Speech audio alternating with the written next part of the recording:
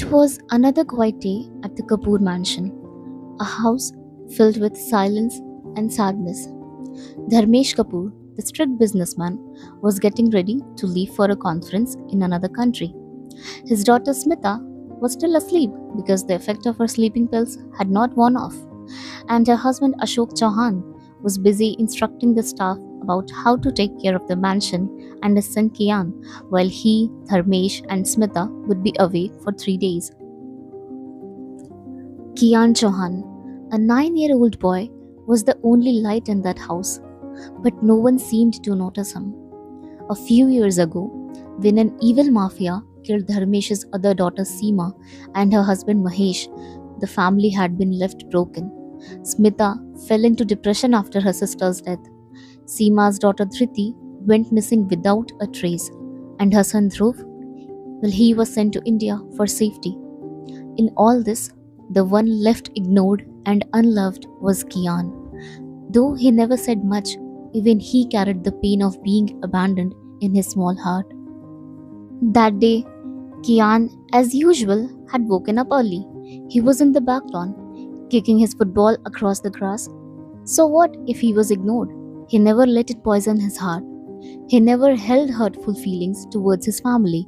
He loved them, and deep inside, he believed that one day, when the curtain of sadness was finally lifted, he would receive the warmth he had always been craving. But then, the sound of car horns and engines broke the morning silence. Kian frowned. It was far too early for anyone to be leaving for work. Curious, he ran towards the entrance. And there, he saw the cars rolling out of the mansion gates. In the back seat of one car, his mother sat quietly, her eyes empty, hollow, lifeless. Kian's heart dropped. He watched them all leave without him, and just like every other time, he felt something break inside him. They left me again. That was his very first thought. The entire day, Kian stayed locked inside his bedroom. He had no wish to play, no wish to eat, not even to talk to the only friend he had in London, Prince Hridan Rajvansh. He simply lay on his bed, staring at the ceiling. His door was knocked for the third time. Kian assumed it was the staff again, bringing food. From inside, he shouted that he did not want anything to eat. But then, a gentle voice replied that it was not about the food, rather about a letter for him. Kian froze. No one had ever written him a letter before. For a moment, he thought it was just a trick to make him open the door. Still, curiosity stirred inside him. Slowly, carefully, he got up from the bed and walked towards the door. When he opened it, the staff stood there quietly, holding an envelope in her hand. She gave it to him, then softly reminded him to eat something. And with that, she left him standing there, alone, with a letter that seemed too strange to be true. Kian tore open the envelope. Inside, he found a pen. Well, not just any pen, the very pen he had lost 2 days ago. The pen his father had gifted him, the only gift he had ever truly treasured.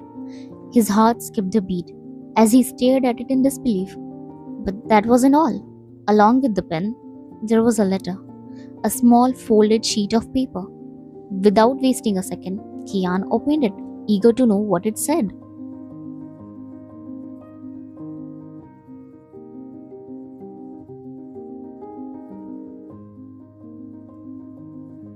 Dear Kian, I found the blue pen you were searching for. Someone had stolen it and I stole it back. Please don't be sad anymore. I like it when you smile. Will you write me back? You know what? Don't write me back. I just wanted to give your pen back. Bye. That was all what the letter said. No name, no signature, just a kind gesture of returning his pen, and a gentle reminder as well to keep smiling. For the first time in days, Kian's lips curved into a genuine smile, a smile that came straight from his heart.